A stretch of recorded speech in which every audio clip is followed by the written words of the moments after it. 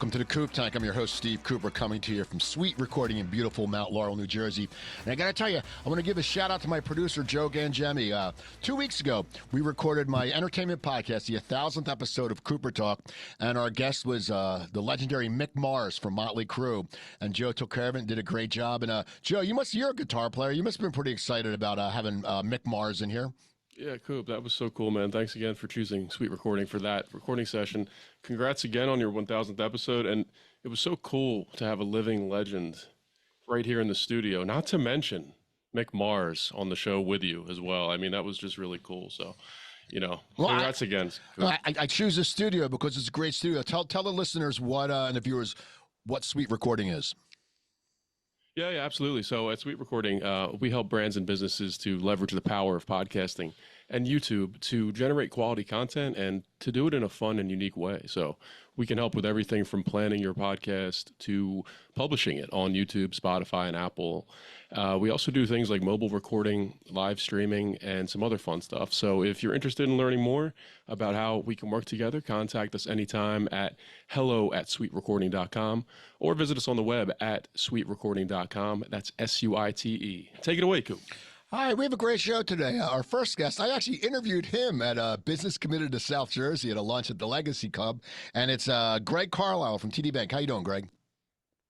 Doing great, Steve. Good to see you, and congratulations on the 1,000 episodes. I hope I could be as entertaining as Mick Mars. I know my stories don't rival his, but we're going to do our best. You'll do fine. And the next guy, I already know him from LinkedIn. This is my first time meeting him, but I saw him post. He was on the cover of a magazine. He was one of the influencers or successful guys in South Jersey, so I had to hit him up. And it's from Wolf Real Estate. It's Jason Wolf. How you doing, Jason? Doing well, Steve. Thanks for having us, and good to see you guys today. And my next guest, Jason actually suggested, so George, you can thank him later, from National Integrity Title Agency. It's George Duffield. How you doing, George? Hey, Steve, thanks again for having me today. I really appreciate it. And once again, congratulations on 1,000 episodes. That's a lot. Thanks. So, Greg, tell us a little about TD Bank and what you do. So I'm the commercial market president for TD Bank here in southern and coastal New Jersey.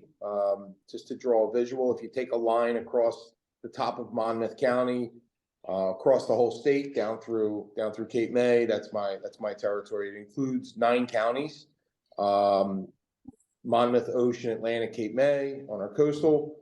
I also have Gloucester, Salem, Cumberland, as well as Burlington and Camden. So pretty large geography. My team includes commercial banking and small business. We define commercial banking as customers with revenues anywhere of 10 million up to 100 million, 125 million, and credit needs greater than $1 million. And then we have our small business team that handles customers with revenues between $1 million and 10 million, $1 million to 15 million. There's a little bit of overlap depending upon the sophistication of the credit needed, but they do pretty basic credit deals about under $1 million. Overall, the team, I would say I have under me is about just a hair under 50 between relationship managers and commercial, relationship managers and small business, and our assistants that help us stay on tact and stay on task every day and help us service our clients. TD Bank, I know a lot of people may obviously be familiar with. We are America's most convenient bank. We're one of the largest 10 banks in the United States. We provide over 10 million customers the full range of retail and small business and commercial banking products and services, with about 1,100 locations from Maine to Florida. Not only do we do commercial banking and small business banking, obviously through our retail stores that many people know us through. We offer private banking, we offer wealth management services, and a host of other items like vehicle financing through TD Auto Finance and equipment finance through TD Equipment Finance. So we have a whole array. Been with TD now 10 years, just celebrated my 10-year anniversary back on March 31st. I feel like it just happened yesterday. I feel like I just walked through the door. I know hopefully many that will be watching this are our TD clients. So I do want to say thank you for being a TD client. And I look forward to this interview and this conversation today. Right. I'm a TD guy actually, and the reason is when I was in LA, my bank didn't move back here, and where we moved, the TD was up the street, and I said, "Well, I'm going to go there." So Jason, tell us about Wolf Real Estate. So Wolf Commercial Real Estate, I started in 2012. I am a 30-year commercial real estate veteran. I started my career in the mid 90s, working for a top commercial firm, national firm. And then I started WCRE in 2012. It was my Jerry Maguire. It's my Jerry Maguire moment. And it was me and a logo at the time. And we started out as a South Jersey based firm. We're headquartered in Marlton, New Jersey. And if you fast forward 12 years later, here we are today. We're a 30+ person firm. We cover about a 90-mile radius of Center City, Philadelphia. And we also manage about 3 million square feet of real estate as well. So we have a full service property management company, and we do everything from leasing, sales, investments. We do a tremendous amount of healthcare real estate work in the region. And I love our team. We're a community-driven team. We have a foundation that we support 6 nonprofits in the Philadelphia region. So it's a big part of our culture. And, you know, we're still in the early stages of building this firm. So we're enjoying the ride we're having right now. Okay, great. And now, George, tell me about National Integrity Title Agency. So National Integrity Title was a spinoff from Integrity Title that started in 1992. I came to work for the company in 2011.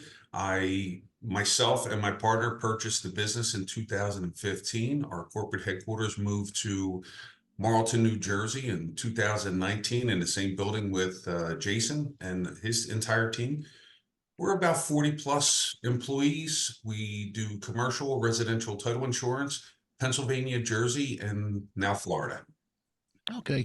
Now, I want to ask you guys, because you've all been with your companies for a while. Jason, you said your Jerry Maguire moment. How did you get to where you are now? What's the backstory? Because you've been in the business for a long time, but I mean, were you always want to be a real estate guy when you were growing up? I mean, how'd you end up running a very successful company? Yeah, it's great. I've been an entrepreneur since I was literally 8 years old. So, you know, I grew up in the suburbs of Philadelphia by St. Joe's University. So I was always a people person. You know, I caddied for 6 years as a kid at Marion Golf Club. You know, that kind of taught me in the early stages of my teenage years how to deal with guys like, you know, Greg and George on the golf course. And my father was an accountant in the 80s who turned into a syndicator real estate developer in the mid 80s. So, you know, at the dinner table, I kind of was learning the business a little bit, but not sure if I wanted to go into the real estate business. What I know I'm good at is my mouth. I'm very good with dealing with people and speaking with people and building relationships. And so when I started my career in 1995, you know, I had no idea if brokerage and, you know, advisory services was going to be the right move for me. But, you know, 30 years later, I know the success for me has always been dealing with people and building relationships. And I take a lot of pride in it. You learn when you work for a big company, and Greg works for a huge company. I admire the crap out of TD Bank. We bank with them. I love them. And the one thing they do well, and I know what George does well, we do well, is we treat people with respect and integrity. And we put customer service first. I've never, ever in my career put the dollars before the relationship. And that's how we try to teach our people in our company as well. Okay. Now, George, how did you get to where you are? What were your goals? How did you build this? Yeah, so my background was in residential real estate. I used to work for Long & Foster over in South Jersey. I worked for Remax over in Philadelphia. How I got to Integrity Title, I used to give all my business to Integrity Title. And what happened one day, the people that ran the sales and marketing department left, started their own title company, and the owner from Integrity Title, or Integrity Title at the time, reached out and said, "Hey, are you going to still give us your title work?" And, you know, being a sarcastic kid from the city, I said, "Yeah, don't worry, I'll come run your sales and marketing department. I know more than what your other guy knew about how to get in front of realtors, lenders, bankers, and things like that. And I'll be able to grow your company." Mind you, I know exactly at the time this much about title. I was in a residential real estate game.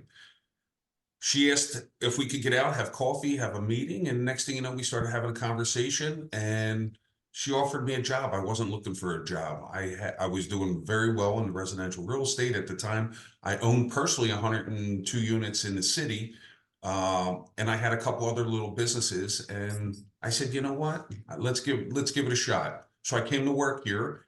She didn't teach me a whole lot about the title piece of it because I'm more of a sales guy. I have a partner that runs the operations. So everything title related, my partner handles it.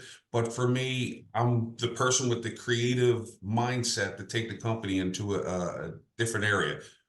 Most title companies don't think like I do. They're only focused on title insurance. For me, I have the luxury of thinking outside the box because I have a partner that's got 40 plus years in the business. And that's kind of where we moved our direction and how I got to Integrity doing what we're doing here. Cool. How about you, Greg? I know you have a very interesting background. Yeah, it certainly wasn't a straight line into banking, that's for sure. Like Jason, it goes back quite a bit. I thought I had delusions of being a good enough baseball player to make the Phillies or some major league team, but that clearly didn't work out as the growth stopped at 5'8", and that's on a good hair day, as you can see. It is very much of a stretch. But I've been in banking 10 years now. I'm sorry, I've been at TD 10 years, but I've been in banking 24. I started out my banking career in the retail side of banking with First Union Wachovia. That's how most bankers basically start out. And you either show that you can cut it there or through great customer service, through great production. And if you can, banks typically will invest in your future. And that's exactly what happened. I enjoyed the belly to belly contact with customers, helping them achieve their financial needs, and seeing the joy that they got out of maybe me helping them, buy a home or put an addition on or put a kid through college. I got a lot of satisfaction out of that. So after that first year, the bank basically came to me and said, which direction would you like to head? Do you want to head into the wealth side where you'll invest money, or you want to put people into debt and give them some debt and lend to them? And I said, I love the lending side. And that's sort of where my career took off, and had a bunch of different opportunities from then to develop and stretch myself on a leadership position. Prior to joining TD, I was with a firm that was affected pretty greatly during the housing crisis.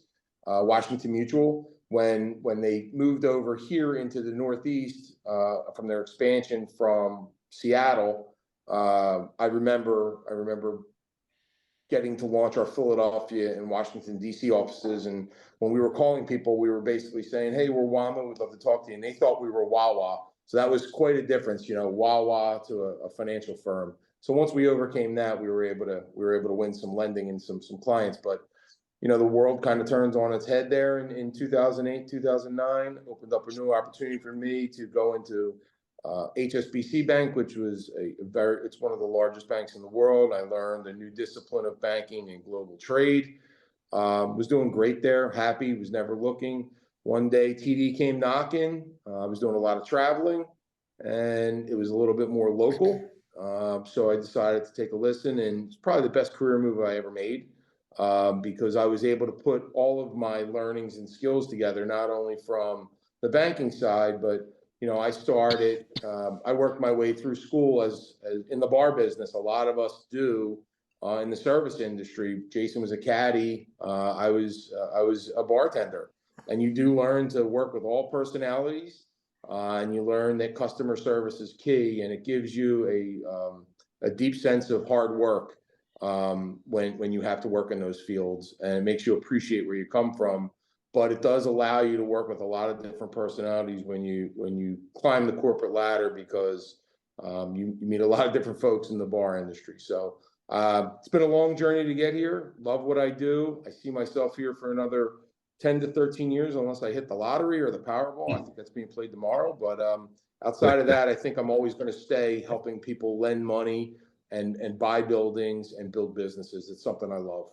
Okay. Now, all you guys are in a very competitive industries. I mean, I've been at chamber back in the day. I go to chamber of commerce events, and I have a whole table of bankers. I mean, you get to run into. So, if I'm a prospective client, why am I picking you? I can pick. There's a lot of commercial real estate. There's a lot of banks, a lot of title companies. George, why do I pick you? What is going to make you sell me that I want to do business with you? It's all about the customer service. It's about the entire experience from soup to nut. It's about communication. It's about feeling like you're part of a family, getting something done. That's on the residential side, that's somebody's biggest transaction, sometimes once, twice, couple times maybe in their lifetime. And they want to make sure that they feel that they're part of something, but they also want to make sure that and feel comfortable that the people behind the scenes know exactly what they're doing. It's the customer service experience. Okay, how about you, Greg? Why am I going to come to TD? I mean, besides that it was right down the street from me and I could walk there, why would I choose TD Bank? It's a great question. And, one, reputation, whether it be through my organization or me. I mean, I tend to believe and I hope that I have a good reputation in the marketplace of one that gets stuff done, is able to execute for our clients in a timely manner, under stressful situations with a calming influence. But I think at the end of the day, banking especially, it is fairly commoditized. There's a lot of banks.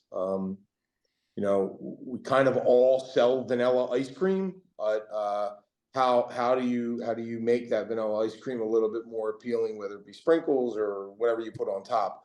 And to me, it's the individual. Why I think people come to us and come to TD, whether it be me or my team, it's for the banker. It's what's between our two ears, right? How do we problem solve? We typically work on some fairly complex transactions at times, and it's essentially being given a jigsaw puzzle, and you have to figure out how to put it together. And I think having a track record of success. I mean, I managed $2 billion in loans and $2 billion in deposits and treasury fees. That track record, it's not a fluke. It doesn't come by accident. People have a lot of trust in us and they stay with us because we're able to continually execute for them. And as George said, we have a keen eye on customer service. Are we perfect? Absolutely not. But I think our organization is big on humility and accountability. And if we make a mistake, we'll own it, but we'll fix it and we'll see it through to the end. And I think that reputation spreads throughout a marketplace, especially in a local marketplace like Southern and Coastal New Jersey, right? Customers talk to one another. And that Small reputation sandbox. Helps. It's an Very, absolute very small much. sandbox here. Very, very much. And I small. think that's why people should want to, choose to work with me or continue to work with me. Okay, how about you, Jason? There's a lot of other commercial real estate companies. Why am I coming to you? So, it's funny, when I went out on my own, I used to think it was, what's more important, the brand of the company or the person, right? And that was my biggest fear when I left a big national firm to go out on my own. What I have learned over my career is it's not about the company, it's about the person you're really connected with. And what I'm most proud of at our firm, and I try to teach everyone in our company, is we all have competitors, right? Greg's got 10 different banks he competes with. George has 10 different title companies. I've got 10 different commercial real estate firms in this small sandbox. And I always tell my team, don't ever trash your competition. Everyone's good in certain things and they all have their own specialties. But what makes us different and uniquely different is not only our people, it's our community connections, it's our charitable initiatives that we do in the community. It's our integrity, it's our passion. We operate at a very high level for a boutique size firm. Our firm has a lot of high-end ex-national corporate real estate people working under our umbrella now. And it's the people. It's always going to be about the people in this business. It's a people game, just like George's and Greg is. It's all about who you deal with. Okay, I'm going to stay with you on this question, Jason. As I said, we've mentioned earlier, you guys have been with your companies for a while. You're up there. You're big wigs. You're the big shots. How do how do you stay focused? Like you could just rest on your laurels and you could coast. I mean, in all honesty, all of a sudden your company's not going to close if you just said, you know what, I'm going to take it down a notch. But you guys don't, because I see your names out there all the time. Jason, how do you stay focused to keep doing the shit you're doing? Because you've been doing it for a long time. Yeah, let me tell you, I get up in the morning sometime and I'm like, damn, I'm fucking knee deep into this and I can't look back, right? But I think if you're running a business, which we're all doing at different levels, I think number one, you gotta absolutely love what you're doing. And since the day I've been an entrepreneur, I love the game of real estate. I love the game of dealing with people. I love that every day is different. Sometimes I'm working with a blueberry farmer who's an investor in real estate, and some days I'm working with, a guy. We deal with so many different industries in the game that it keeps it fun and keeps us on our toes. I love it. It's a game. It's a sickness. I think you got to be wired a certain way to play. You got to be wired. Look, we're all surrounded by a lot of successful people. We can name a million of them that are in this region. They're all fucked up in their own way. We all have our own, we all have our own shtick. We all have something that makes us tick every day. But last night I was at a dinner meeting with 4 power players in this community. We're all screwed up in the head, but we all love what we do. We all absolutely love what we do. We do. We love what we do. And I think that's what keeps us going every day. We're driven, we're type A. And it's fun. We're all in the business of connecting, and it's fun. I love it. I wouldn't trade it for the world. Okay, now, George, how do you stay focused? Because as I said, it's your company. You could rest, you could chill, but how do you stay focused and sit there and then also impart that on your employees? Because if you're walking around just with doing nothing, but how do you stay focused? For me personally, I never look behind. I always keep everything in front of me. When Jason mentioned about competition, we have a lot of great competition in the area, but the reality is I have zero competition. I'm the only one that has to be able to just think about what's going to move our company forward. I don't think about what other people are doing, because those are distractions. And I think it's in you, right? Everybody that's on this call, they're self-drivers, they're self-motivators. For me, I find something that I hone in on, and I don't hear send. I just constantly move forward in the right direction. I put it down, I put a plan, and nothing distracts me. I feel when I go after something, I always focus on the other side of the river. I never change directions, good or bad, but that's just the way I do things personally. Okay. How about you, Greg? What keeps you focused, man? Because you've been with the company for a while. I know it's like sometimes it's got to get a little monotonous. I mean, how do you keep focused? Well, the world of banking it's funny, when I first got into it, my brother always joked with me, "Oh, you got banker hours," thinking that they were 9 to 3 and off on all the holidays. That's to Jason's point. That's not quite the hour, the time punch. Typically starts around 6 a.m. and typically ends around 7 p.m. Some nights later, whether depending on the dinner and how messed up some of the people you're having dinner with are and how long we talk. But for me, the focus is pretty simple. I keep it on my customers, I keep it on my colleagues, and I keep it on my community. As Jason said, we're big on doing stuff in the community. But at the end of the day, I don't overcomplicate things. As Jason said, I love what I do. Not only do I help my customers, and I get a tremendous amount of pride and a sense of pride when I drive by a building or I drive by a business that I know 3 years ago maybe had 10 employees. Now they have 20. And the reason why they have 20 is because of the ability that I had to help them grow with their capital needs, maybe with their payment structures, with helping them advise them on their wealth needs. I love what I do. And not only do I help my clients, but I help my colleagues. So I went to school. I didn't go the conventional route for business and economics. I went to school to be a teacher. I did teach for a year as a student teacher. Quickly saw that is not for me. Not only because I didn't want to deal with young kids at that age, but I also saw that there wasn't really a great living out of there. So, but I love to teach. So I get to fill all the best of my both worlds by working on things with my clients where I get that personal satisfaction. And then I get to fulfill that teaching piece with my colleagues, watching them grow, watching them develop, watching them fulfill their dreams, watching them move from an apartment to a house, from a house to now they, maybe have a vacation home. So I'm watching them achieve their financial goals. And truthfully, to tie it all up in a bow, this job, what I do, it's bigger than me. And I love to be part of something that's bigger than me.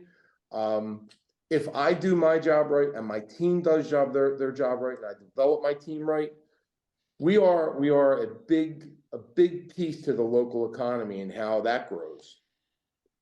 I always say, jokingly, when people ask, like, what do you do? And I always say, well, I create jobs. And they say, well, how do you do that?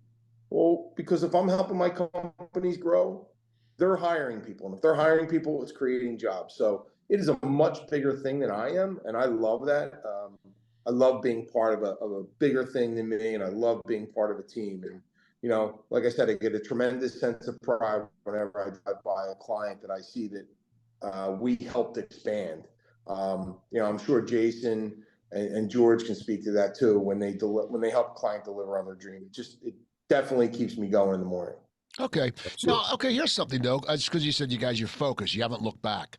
But do you ever, and we'll start with you, George, do you ever miss like not having that responsibility, like having two keys, like your place and your car? I mean, I know it's years back, but do you ever miss that? Because you probably all of you have so much shit going on. As you said, you have to go to a dinner, you have to do that, you have to connect people, which we all love. But do you ever miss just sitting there and going, okay, man, I'm just gonna take off and I'm not going to worry about it? I mean, do you ever miss that, George? Not at all. Not at all. That doesn't work well in my life.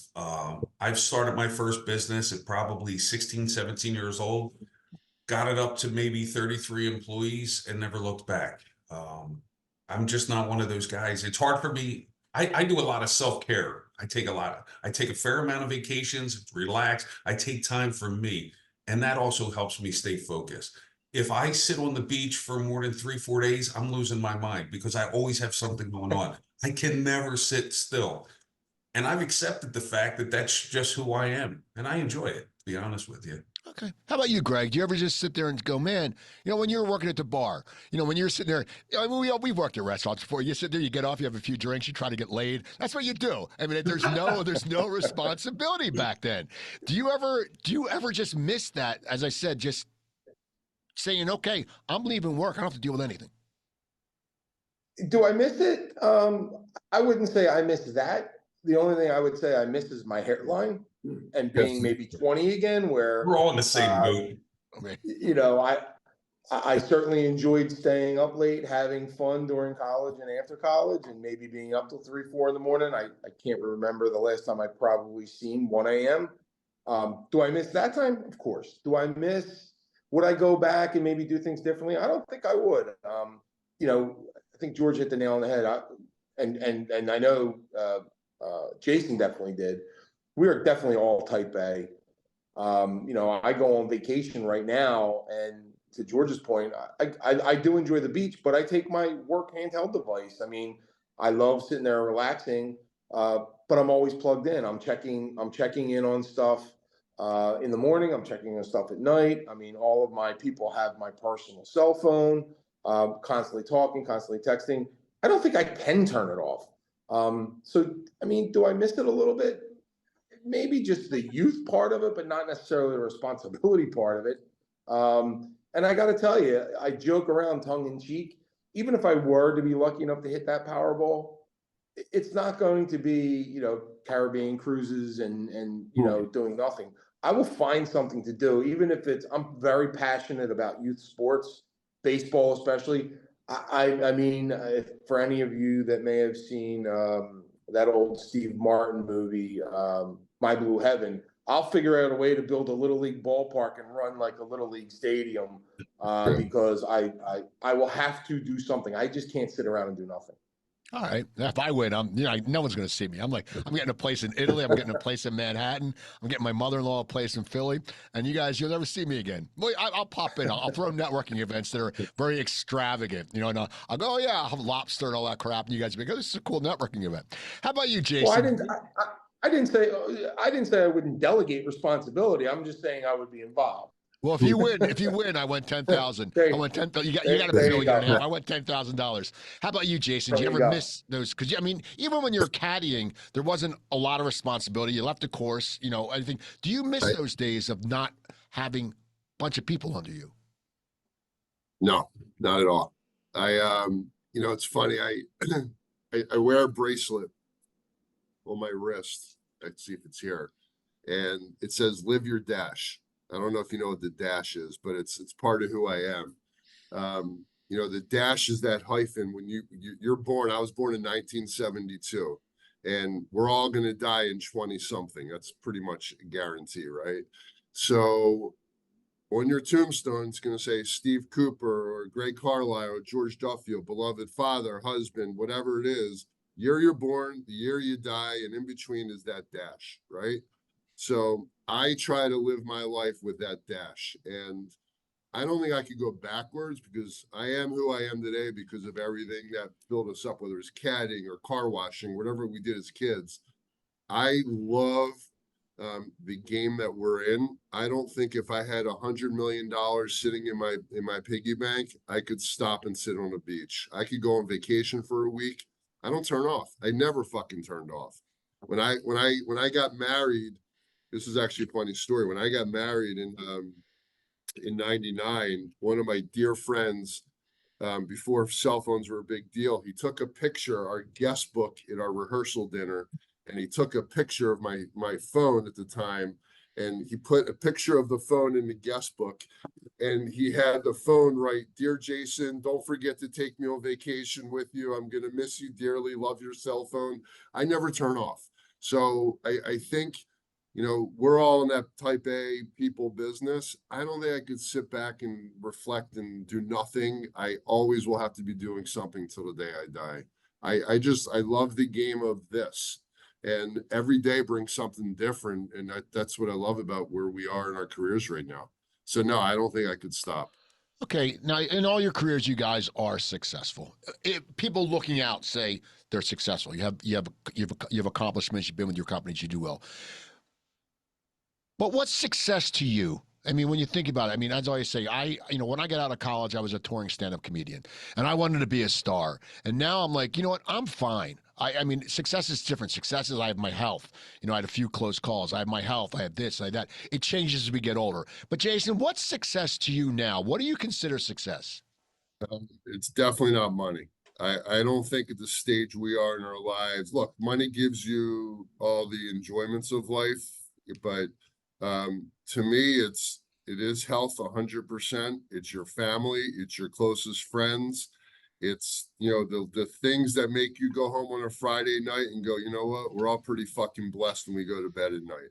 Right. So I think we all live pretty good lives, relatively speaking. And to me, that's success. It's not how big your house is or how expensive your car is. I think it's, are you happy in your life? Do you feel complete? Are you the best version of yourself? It's not money. I don't think success, look, it's part of it, but it's not, I don't look at success as money. It's a bigger picture of life. Okay, how about you, Greg? What's success to you now? So I'm very big on team. Grew up playing sports my whole life. Have been a baseball coach for 16 years. I am all about the team concept. When I did play, I played football and baseball. I didn't play positions that were the glamour positions. I was a catcher and I was an offensive lineman. So it was always the caretaker, the protector, somebody that made sure that others had success. And that's really translated into my life. I measure success. How are the people doing around me? Have I raised them up? Have I lifted them up? Are they doing well?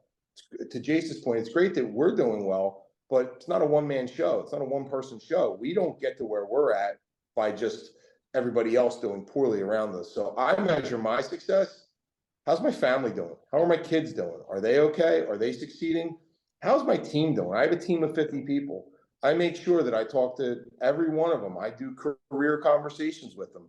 I do 1-2 steps down of people in our organization to make sure, how can I lift them up? How can I pay it forward to them? I measure myself and my success based on, how does everybody else do around me, and how's everybody else feeling about the leadership that I might be providing them. Okay. How about you, George? What's success to you? Spending time with my family. It's a little bit of what Greg says. It's a little bit of what Jason says, but quality time with my family. We have our companies and we make a couple bucks and we all live the way we live. But I've seen so many incredibly successful men and women not spend time with their family. And then they eventually lose their family. They don't spend those quiet times having simple conversations with them. For me, that's worth more than money.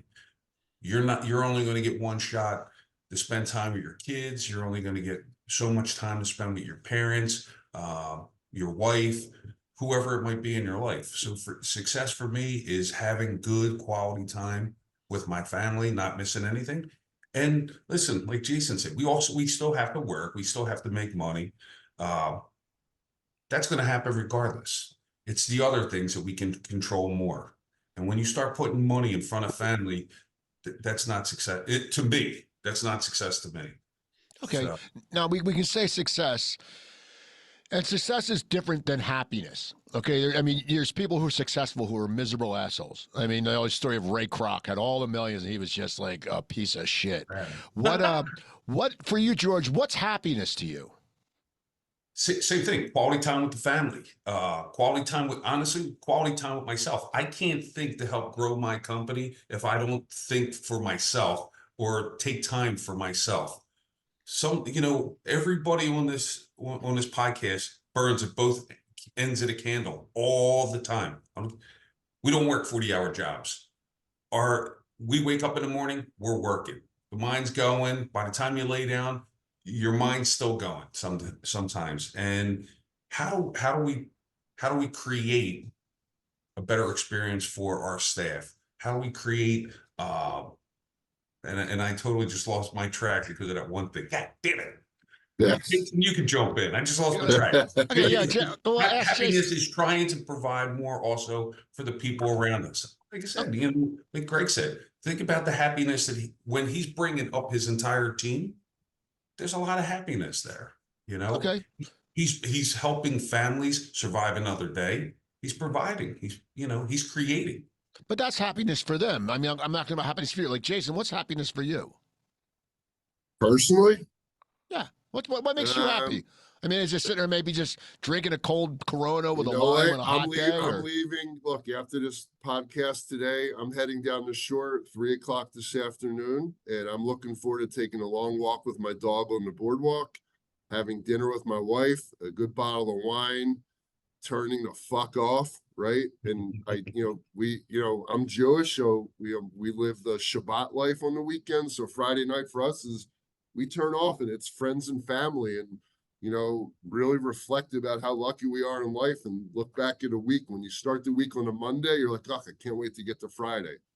Happiness to me is just, live in the moment as best as you can and enjoy life, because these are jobs and we've all lost people suddenly or tragically in life. And I think we all have a responsibility to be the best version of ourselves. And, you got to live, us Americans in this world. I think I said this last night, George, I don't know if you heard me say it at dinner last night, but, Americans have a habit of, we live to work, right? We live to work as Americans, where you go to Europe, Europeans work to live.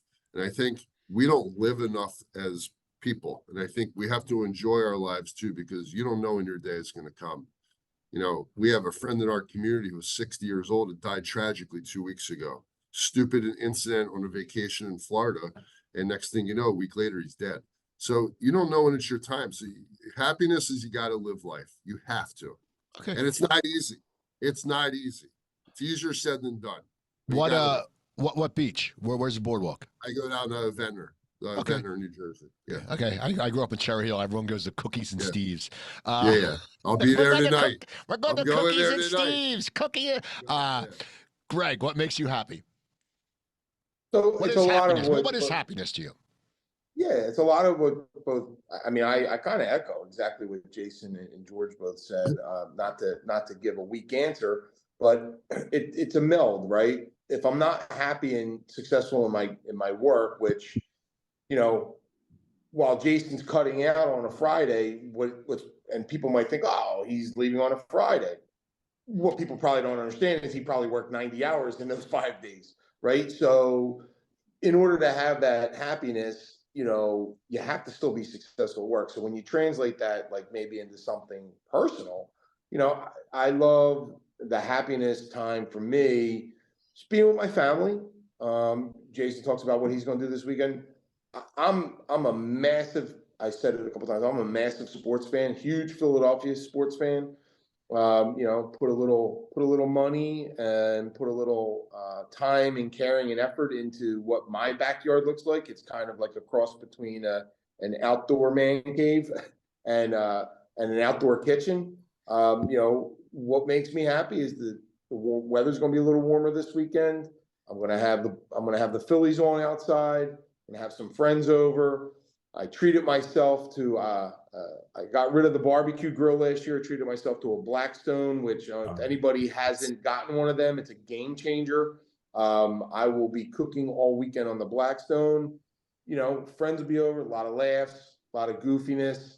You know, and hopefully it ends with a Philly sweep of the Nationals, which I know Jason and I have gone to a few games together. We share quite a bit of high fives, although he's about a foot taller than I am, so I have to jump up to hit his hand. But that's what's happiness, you know, like having a very successful week and then being able to enjoy the fruits of your labor with your family and just, you know, take that exhale and you know, surround yourself with good people, good times in your family. Okay. Now here's a question. Looking back at your lives, okay, who is someone, and it can be a relative, it could be a teacher, who is someone who helped shape you to who you are now, that actually made a difference in your life? It could be a mentor. I mean, I had a comic named Grover Silcox that liked me. I did a show on them in Philly, and next thing you know, I was working for the Comedy Cabaret, and back then they had 7 clubs, and the guy gave me 35 weeks of work, and I was so happy. I was like, this is great. And that meant a lot to me, and he made a difference. You know, talk to him. Who's someone, Jason, that's made a difference in your life that is actually, when you look back, you go, man, I really appreciate that person.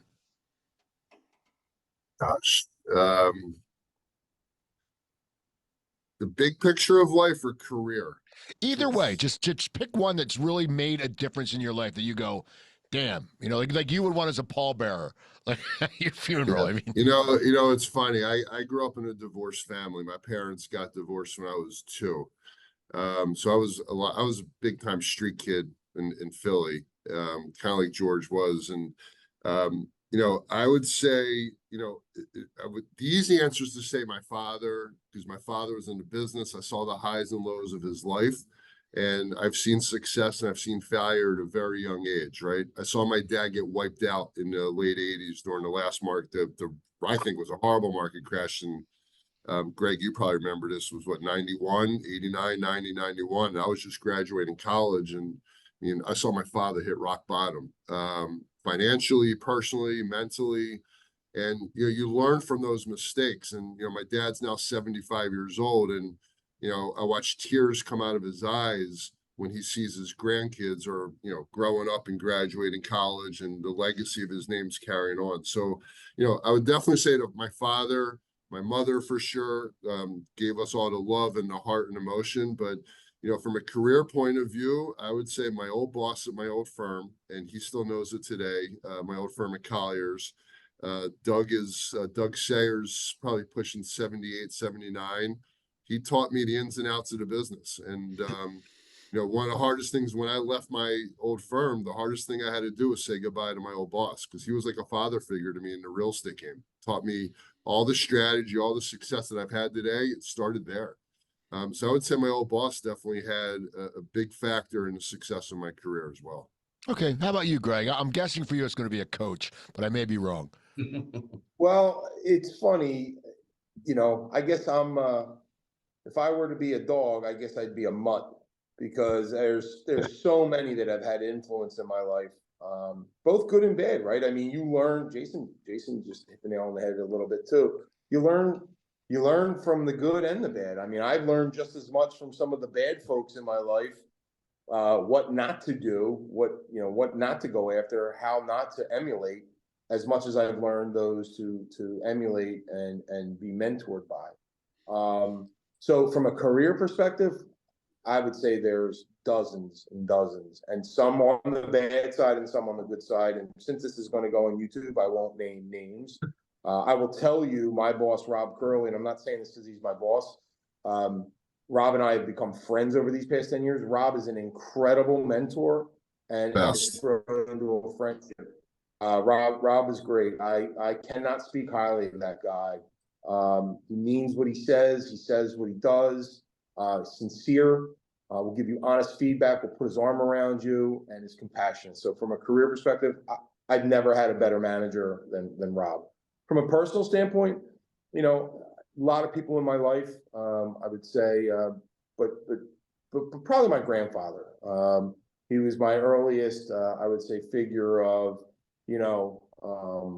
get up, go to work, take care of your family, put your arm around your family when they need you.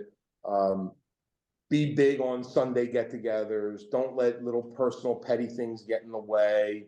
Your family should always come first. So I would say on the personal side, it would probably be my grandfather. Okay, how about you, George? When I was younger, I come from a family. My father passed away at 4 months old, so my mom gave me the love of a mother and an iron foot in the ass, like she was giving away candy bars at Halloween. She would kick your ass in a heartbeat. She gave me the love as a mother and the beatdowns and the strictness of a father all in one. And growing up in Fishtown, Port Richmond, Kensington, it's not really the greatest area. And as Jason said, you do get to run the streets a little bit. And I think I was around 16, 17 years old. I started roofing for a living. And at the time, there was a gentleman by the name of Will Smith. He was our shop foreman, big Italian roofer. And I was this little scrawny wise ass from the neighborhood. And he taught me a lot about life. He taught me a lot about caring. He was one of the goons for the roofers union. Like his job was to go out, and if you were a non-union, he worked you over a little bit. And I would come in on a Monday morning, and I unfortunately talk about possibly a fight or something that happened over the weekend. And he would say, "Hey, kid, let me tell you something. Did you ever think about the kid or the person you hit, how his mom would feel, how his grandmom would feel if he walked in and busted up? Did you ever think about that? Never crossed my mind." He was the first person that made me really sit back and think, what kind of person are you, right? And most of my buddies, I said this to Jason the other day, they're either cops or cons, and there's a few of us that are business owners. I think he was one of the first ones that left a long lasting impact in my life, just because he took the time to show me both sides of the coin and say, this is what's not right. This is what you should be doing in life. And all the while, listen, at the same time, his life was what it was. He was paid muscle. But I learned a lot from him, a ton. And he was probably one of the most instrumental people in my life to make sure I didn't go down the rabbit hole of crime and drugs and other stuff that a lot of people from our neighborhood unfortunately went down. So I'd say Okay, Will. that's good. Now, okay, we all network. That's what you guys do. You're out there networking. You're always making connections. And we'll start with you, Greg. You're a good networker. I've met. You guys are all known as good networkers. What don't you like about networking? Like, I hate the people who are full of shit. I do that, and maybe because I was in entertainment for a long time, and you can tell someone who's full of shit right off the bat. As soon as they walk in the room, you're just like, oh my God, that person's just a piece of crap. And you can't say it because everyone looks at you like you're a dick then. But what's something you don't like about networking, Greg? Well, I think you hit the nail on the head there. I mean, I think we've all spotted that person or two at an event, or we know them. I'll throw the elephant out in the room. Obviously, when you start your day at 6 a.m. and some of these events go to 9:30, so I'll just put the easy layup elephant answer out there. Just the late, long nights, because then you got to commute home, and then 6 a.m. comes real early again. So the only thing I would say that the long time, but I don't think that there's a whole lot that I don't like about networking. I guess walking into the room for the first time of a brand new organization or a new event where you don't know a lot about it, a lot of people and everybody, just the initial breaking the ice, the uncomfortableness. But once you get past that, it's amazing because we're all there for the same reason. You start to have that 6 degrees of separation, and it's funny. George and I had a conversation about a month ago. I didn't realize we were both from Philadelphia. We grew up in the city.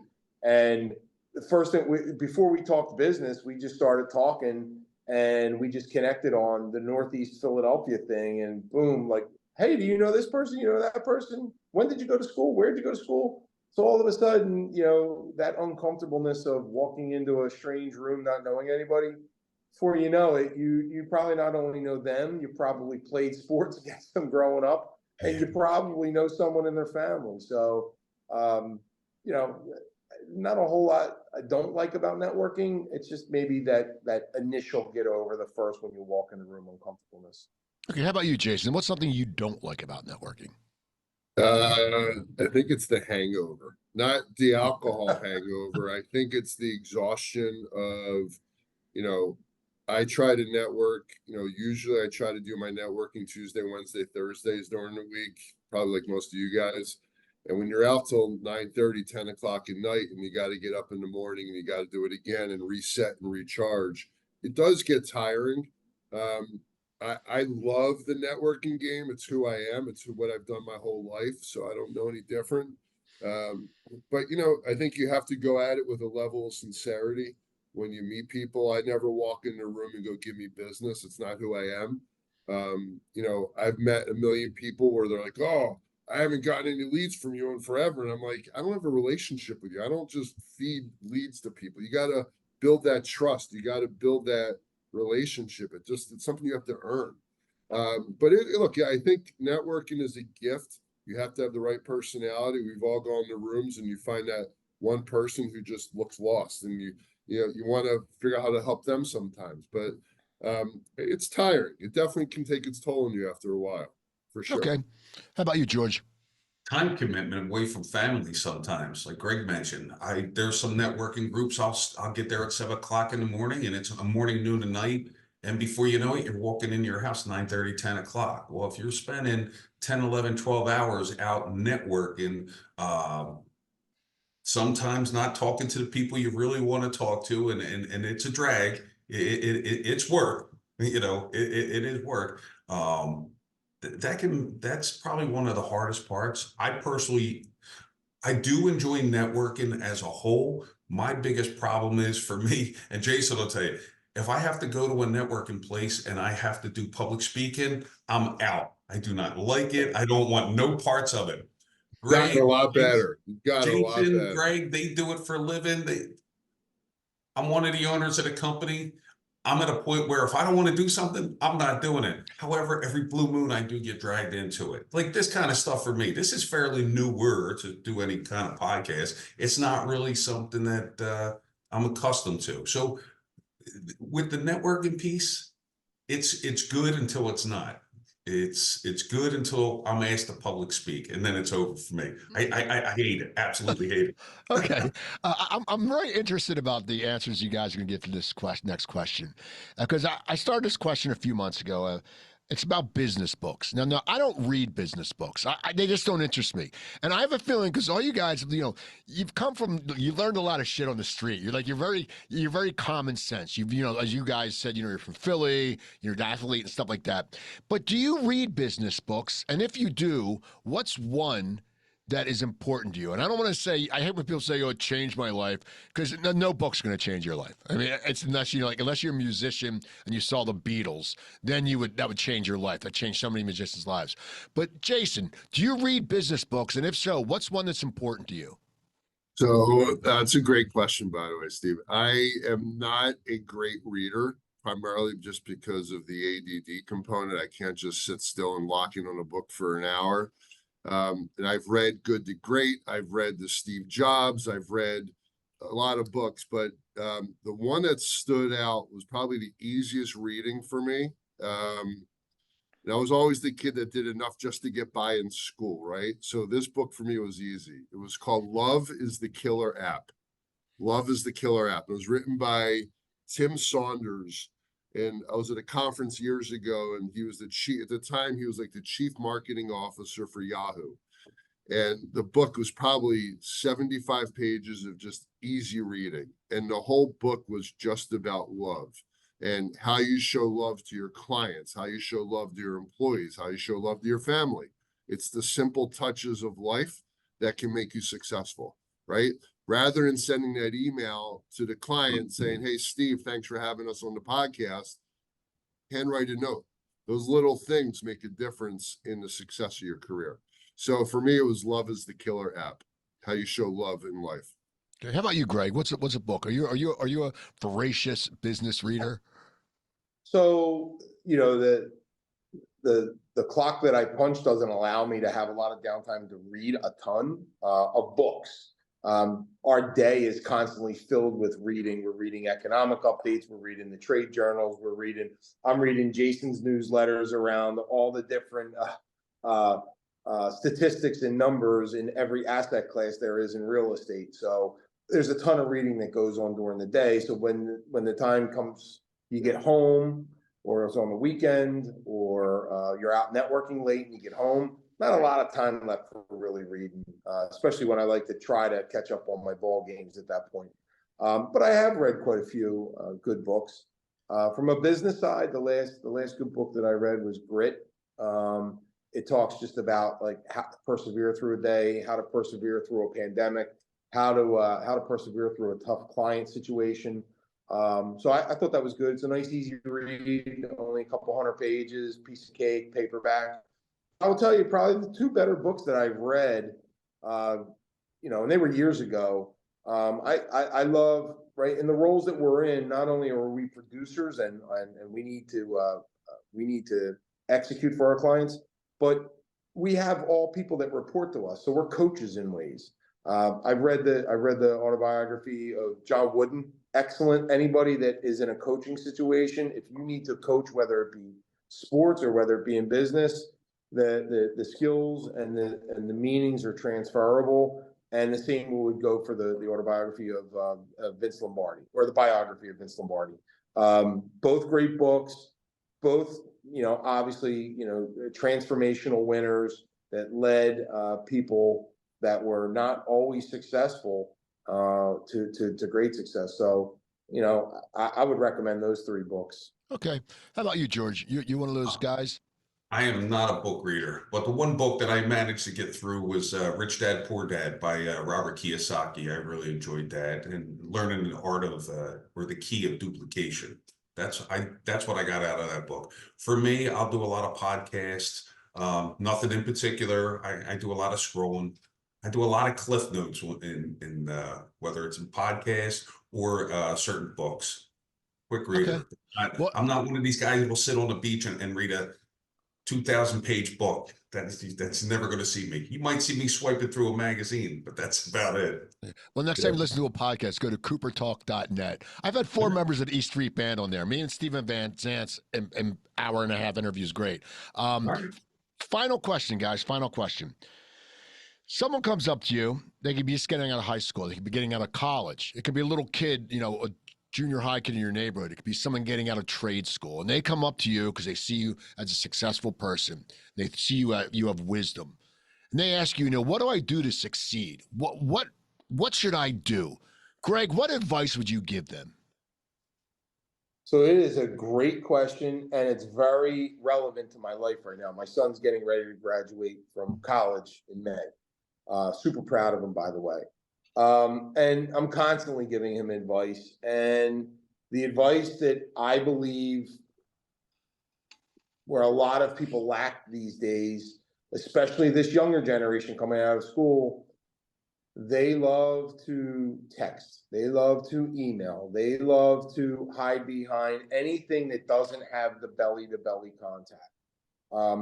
I would say the advice that I constantly keep giving him is, go out, be social, don't be afraid to rub elbows, ask questions, exchange information, set up your LinkedIn, click onto things, go to events.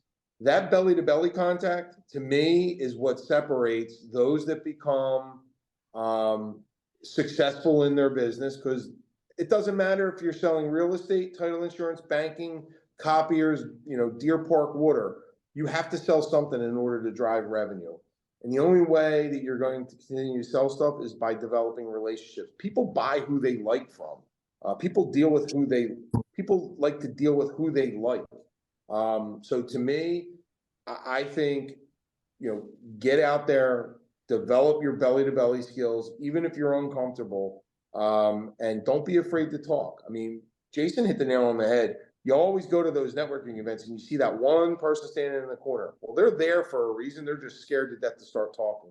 But it's amazing when you start talking to that one person, you don't know what doors it opens up. And all of a sudden, you just found a new great contact, or they're going to connect you to somebody.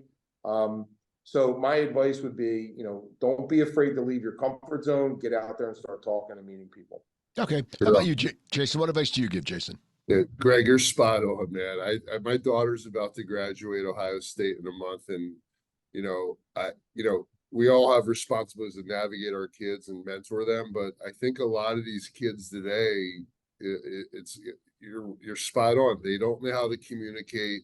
They don't know how to do face-to-face interaction. They hide behind their phones. And what I try to teach and mentor to people in my office is the worst thing you're ever going to hear in this business is 2 letters: no. So if you can learn how to deal with the word no, and you're passionate about what you do for a living, like, we all have to be passionate. People know when they meet with my team, they're going to see the energy and the passion. I think no matter what you do in life, whatever it is, you got to freaking love what you do. And I think the second part, besides just loving what you do, is you got to keep it real. You can smell bullshit a mile away. We talked about this earlier. I think you always have to keep it real, and be a value add to people in life.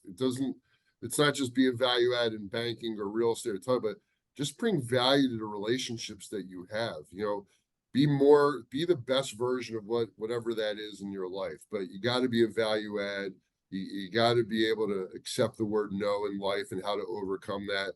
And definitely you got to press the flesh. You got to stay in front of people. You can't hide behind emails. You can't hide behind a text. You can't build relationships that way. And, TD Bank and National Integrity, they're 2 of the best in the game when it comes to developing relationships, because they're always out in front of people. Okay. How about you, George? What would your advice be? I have two younger kids in the business. They're in their 20s, and when they came out of college, they looked at me and said, "Dad, we think we want to come work for you." 2 different times.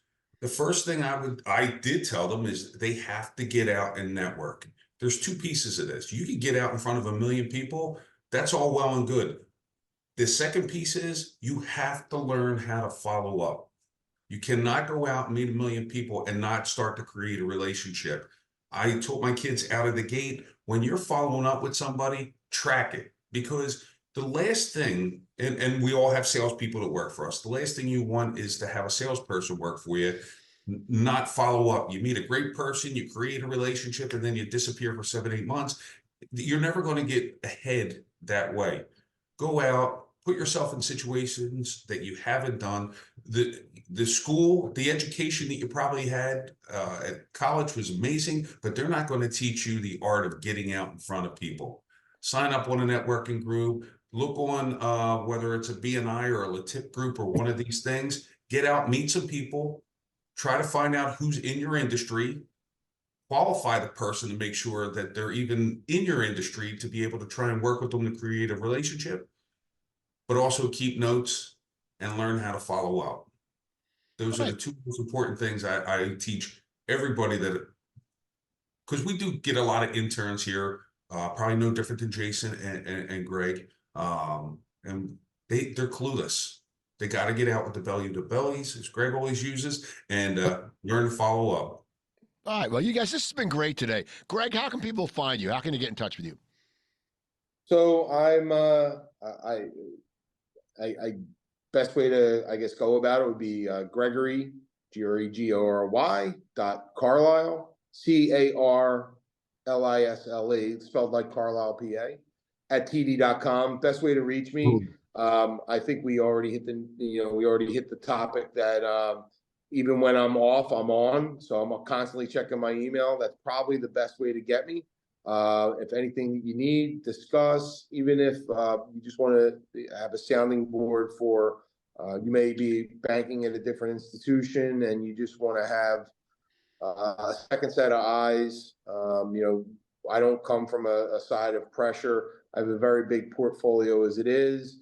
I believe in that, if I help somebody somewhere down the road, they'll remember us in some way. So even if it's just a sounding board, even if it's just a second opinion, please reach out to me. I'm happy to talk to anybody. And obviously all of our clients that might be watching, Jason, George, thank you for your business. And thank you to all my clients that are on this call. Thank you. Okay. How about you, Jason? How can I get in touch with you?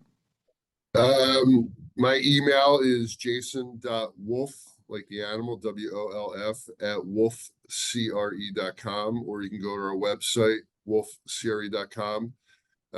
We have a very active social media presence, so you can find us on all the social media platforms as well. And we're pretty active in the community. So if anyone ever wants to reach out or just talk to us, we're always here to help and be a value add. We're not, even from just a mentoring or just life conversations, we enjoy that here. And I appreciate the opportunity today, Steve. So thanks for having me. Okay, great. And how about you, George? How can they get in touch with you?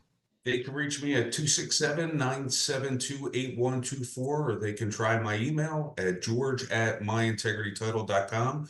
Or I always like to joke around and tell some of my friends from the neighborhood, just Google me, George Duffield, National Integrity Title, and it'll pop up. So a lot of nude pictures will pop up. Exactly. It will not happen that way. It's never going to happen that way. And that's the easiest way to get a hold of me. And Okay, so zero nude photos. Yeah, so people check these people out because they're competitive. If you need their services, reach out to them. You can text. You can get in touch with me at the Coop Tank at yahoo.com. If you want to sponsor the show, please get in touch with me. I get shakers and movers in the business world. The people who watch the show are in the business world. So it's another way to get your name out there. We talk about networking. You have to get out and networking. But when people hear your name and see your name, if you're at an event, they want to meet you. Also, Wednesday, May 1st is the next Cocktails with Cooper. Come out. Even though it poured last week, we had 48 people there. It's at Splits Bar in Mount Laurel in the Laurel Lanes. No cover charge. Just pay your own tab, and they got a great happy hour. And if you want to sponsor that, you can get in touch with me. Go to YouTube. Check out all the past episodes of the Coop Tank, my entertainment podcast, where I just recorded episode 1000. It's coopertalk.net. Check out SuiteRecording, SUITE recording.com. Joe Gangiami, I want to thank him. He's the best producer out there. And him or Rich DeSisto will take care of you with the podcast needs. Remember, I'm Steve Cooper. I will talk to you all next time.